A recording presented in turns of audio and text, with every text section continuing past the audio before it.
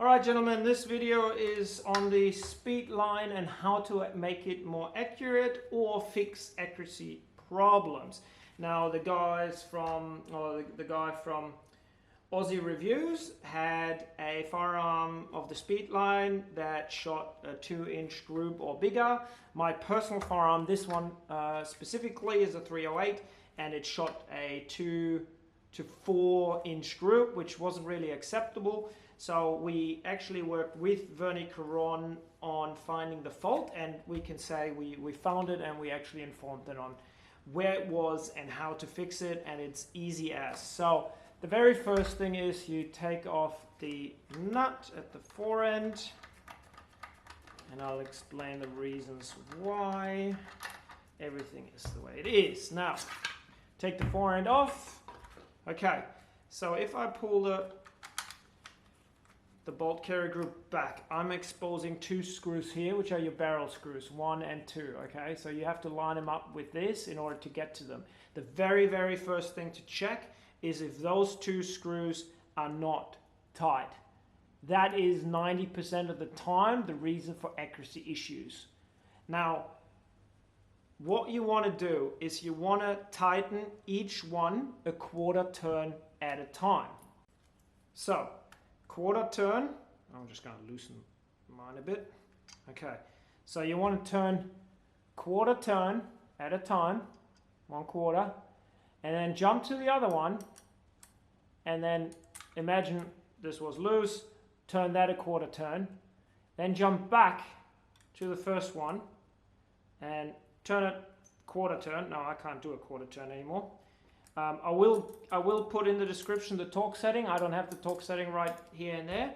Now, that will resolve the issue. Once these are nice and tight, that should resolve it. Now, if you want to improve on the accuracy and this hasn't resolved the issue, then what we can do is disassemble the whole barrel and get into the receiver. Because what we found is that the inside of the receiver is a different diameter sometimes, and this has to do probably with machine wear and tooling wear, and it may not be exactly perfect in the inside of the receiver, which means that by a micron the barrel has room to move within the receiver, or sorry, the barrel extension has room to move within the receiver, which obviously then disconnects from your optics and therefore causes bigger grooves. Now, this is how we fix it. We disassemble pretty much most of the firearm. So we take these little holders off. You gotta lift over and pull off. There you go. Yeah. So you just lift them and put them over, and then put them aside. Put everything here so I don't lose it. Now we're going to do the same on the other side. Just lift and push over. Easy. Now we pull them out. And pull this one out too. Put that aside. Now we should be able to open this. Now this is now free floating. So we can undo these screws, the barrel screws. Boy, that one is definitely tight. Okay, I'm going to line them up properly.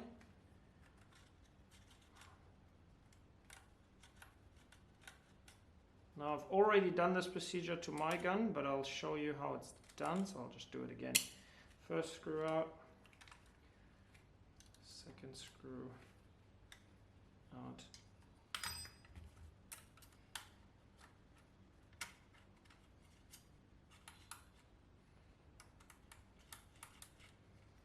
Okay, that's out 2. Now we have to disassemble the gas system. To disassemble the gas system, you have to punch this little pin out here. Screwdriver. You should use a hole punch, which I don't have. Okay, now when you do, this is important.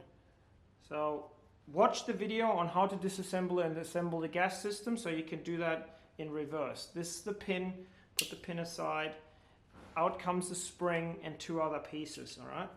This sometimes falls off, but that basically sits in here, and you just have to take that out. And that's where the spring is, okay? The spring's in here. But again, look for the other. All right, so I got the rocket. This is just a fast-paced version of what you have to do, and there should be a gas piston coming. There she is. There's the gas piston. All right, put these aside so you don't have a problem. So now the gas system is disassembled, and you can actually pull the barrel out. All right. Now let's see how that's done. Haven't done that in a while. Oh yeah. Okay, so the easiest way is just do this. All right. It'll literally, you can see how the barrel is moving already out. Okay. You have to take the barrel, the bolt, close the bolt. That gives you enough leeway, and then you can do the tap thing if you want to, and get the barrel out. Now, I'll just give that a little whack so it goes quicker. All right, now this is what it looks like. Okay, when it comes out. So then your barrel extension, your barrel come free. There you go. Now we got the barrel out. Important is that this stays where it is, preferably. Otherwise you have to reassemble that. All right, so don't pull it off. Just, oh yeah, you actually have to pull it off because you got to get it there. So you just pull this off, and then that just disassembles the whole counterweight system. Put that aside. Now what we want to do is we want to completely degrease this barrel extension. Okay, because as I try to explain, in here, in your receiver, this area in here is not perfect. On some guns, not on all of them, but the ones that shoot big groups after you tighten the barrel nuts, that's the cause. Okay, so what we're going to do is we're going to clean this barrel extension up. Yeah, clean this up. We use degreasers to degrease them. Then we clean it, wipe it down, and then we use Loctite 641. Okay, Loctite 641. Now this is an off-brand, which is the same, which is 3641. Just a copy of Loctite because the shop didn't have it. Anyway, this is a retaining compound. This is not permanent. This will only fill in the gaps here in the receiver. Once there's no oxygen available, it will harden and it will fix the barrel extension properly in the receiver, giving you a higher accuracy. So just to set an example, my groups went from that to about yay. Like it shoots great. And most of our customers report that they far sub MOA, sometimes sub 0.5 MOAs. These barrels are Bergara barrels made in Spain. So they are very good barrel made in Spain. All right, now I'm just gonna spray some degreaser on here over the sink and then wipe it down, and then we'll continue. Okay, so I degreased the barrel extension. Well, I sprayed degrease on it. Now I just wipe it down really nice and ensure it's nice and clean. Yeah, okay, so then I'll take the Loctite. Oh, by the way, did the same obviously to the receiver as well. So get in there, clean it all out, and make sure it's all nice and clean after you degreased it, because you want to get all the oils and fats out. Okay, so then give that a good shake. Alright, so all we want to do is put this on. Gonna open it first, I guess. That works. That's pouring out. Okay, here we go. So you just want to give this a little tap, put it everywhere. Doesn't have to be a giant amount of it.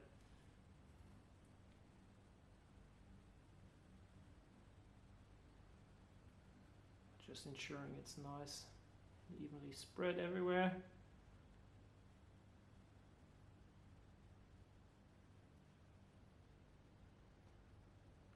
Okay, just put it around everywhere.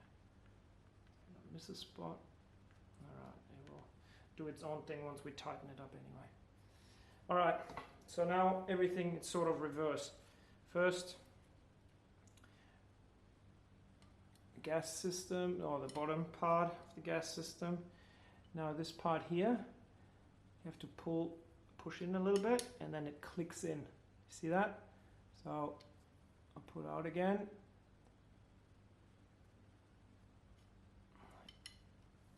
And then it just clicks in, okay? It's important. This is where sometimes it gets stuck. So then you drive the barrel into where it needs to go. Now what I do is I give the barrel a little tap and drive it in.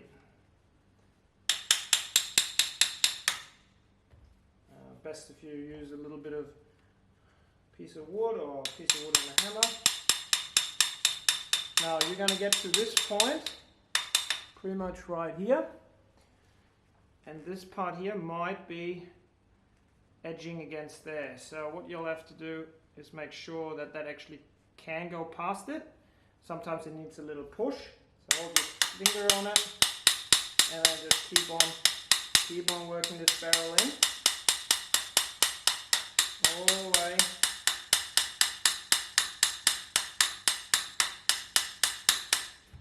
Alright, until it's all the way in, and you can hear the difference in the click. Alright, that's in. That's perfect. Now we can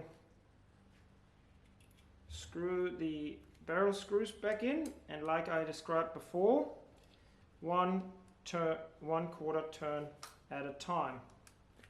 So 1/4 turn, I give it half a turn on this first one. Oh, actually, sorry, you have to screw this in so that you can actually swap. So just go until you feel resistance. Here's resistance. So I'm just going to go and do 1/4. And then I'm going to go over to the other screw. Line this up again. Put the screw in. And then go all the way until I feel resistance. Okay, there's resistance. In, and then 1/4 turn, and now I'm going to swap to the other one. I'm going to go 1/4 turn and back 1/4 turn. Now it's getting harder. I probably won't get a full 1/4 turn out of this one. Again, the torque settings will be in the description. Oh yeah, still get one out of this one. Oh yeah, yeah, it's definitely getting there. Oh.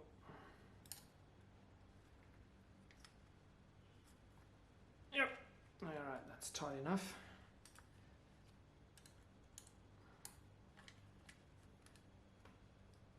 And that's tight enough. Alright, that's it. That's done. So now we have to reassemble everything. So to reassemble everything, we have to use these latches, put them, and this is a little bit painful, but basically, is it a picture? Yep. I'll have to push this back, put these latches over. Now the pin that goes through the counterweight can be pushed in and out. Okay, so just make sure that you have enough room here to play with those little clamps, and all you have to do is put her in, push her down, and it's probably easier to do that with pliers. While you're pushing from the bottom with your thumb or with your finger, make sure pin comes out. Sorry, this is a little bit difficult to show on camera while I'm trying to work around the camera to put this on.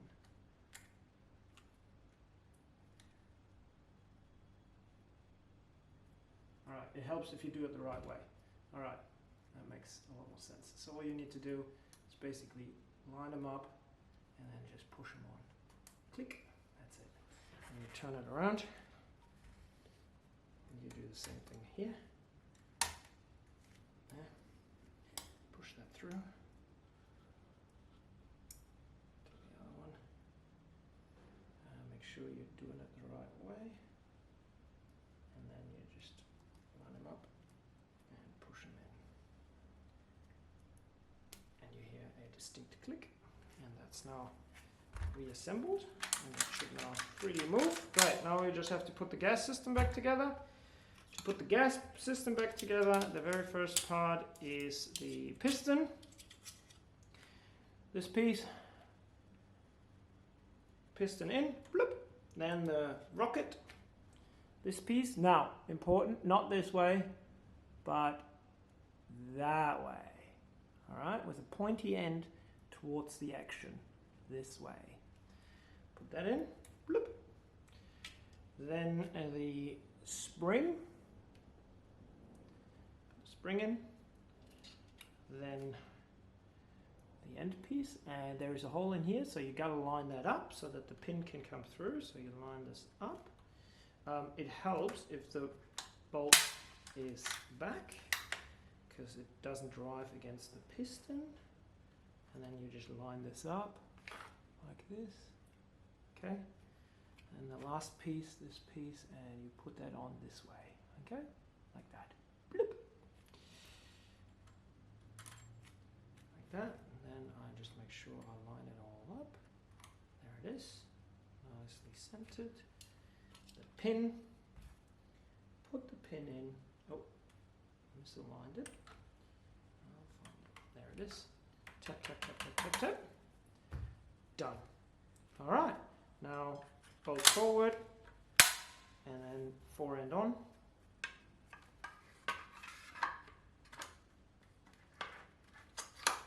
Up and the screw on, and I mentioned it in the other videos and I'm going to mention it again. Sometimes there can be problems cycling because people tighten the screw too much or the fore end actually breaks. So hand tight, that's enough. Then finish off the last quarter turn to align for your swivel. That's it. No more, no less, and now it cycles beautifully. And you know what? That gun is now as accurate as it can be. Now you'll have a little bit of goo coming out. I didn't clean it up before I put the fore end on, but you get the gist. Just clean it up, and before you do that, because it comes out, we put a fair bit on there, but now it's good. Now let it rest, sit. It does its thing, and yeah, give it a crack. And please, in the comments, any questions, any help you need, any videos you might want, and please, if you do this, tell me if it worked for you and sort of what sort of groups you can achieve suddenly if you don't already have very, very good groups. Anyway, I hope this was helpful. Thanks very much, everybody, for watching. Have a great day. Bye.